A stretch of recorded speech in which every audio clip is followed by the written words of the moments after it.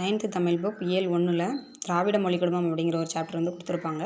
அதில் வந்து பாருங்கள், முக்கியமான நிறைய கூற்றுகள் வந்து கொடுத்துருப்பாங்க. தமிழ் மொழியை பற்றி ஒருத்தவங்க ஒன்று சொல்லியிருப்பாங்க. அது வந்து கண்டிப்பாக ஒரு எக்ஸாம்லையும் கேட்டுகிட்டே இருக்காங்க.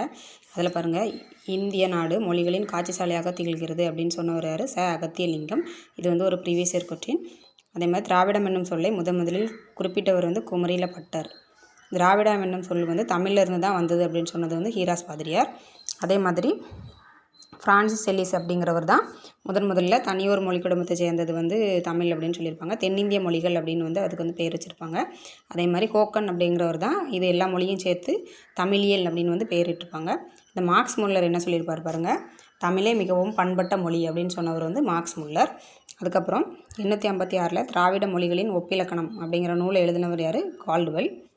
இவர் வந்து திராவிட மொழிகள் ஆரிய மொழி குடும்பத்திலிருந்து வேறுபட்டவை எனவும் இம்மொழிகள் சமஸ்கிருத மொழிகளும் செல்வாக்கு செலுத்தியுள்ள எனவும் குறிப்பிட்டுள்ளார்.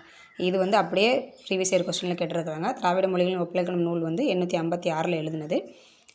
இவரோட இன்னொரு கூற்று பாருங்கள், தமிழ் வடமொழியின் மகளன்று, அது தனி குடும்பத்திற்கு உரிய மொழி, சமஸ்கிருத கலப்பின்றி அது தனித்தேங்கும் ஆற்றல் பெற்ற தமிழுக்கு இந்தியாவில் பிற மொழிகளுக்கும் தொடர்பு இருக்கலாம் அப்படின்னு கால்டுவெல் வந்து குறிப்பிட்டிருக்கிறாரு.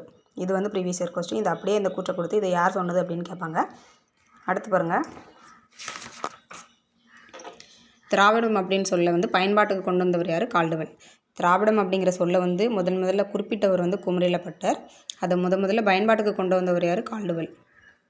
அடுத்து பாருங்கள், திராவிட மொழி குடும்பத்தை வந்து 3 வகையாக பிரிச்சிருப்பாங்க. தென் திராவிட மொழிகள், நடு திராவிட மொழிகள், வட திராவிட மொழிகள் 3 வகையாக பிரிச்சிருப்பாங்க.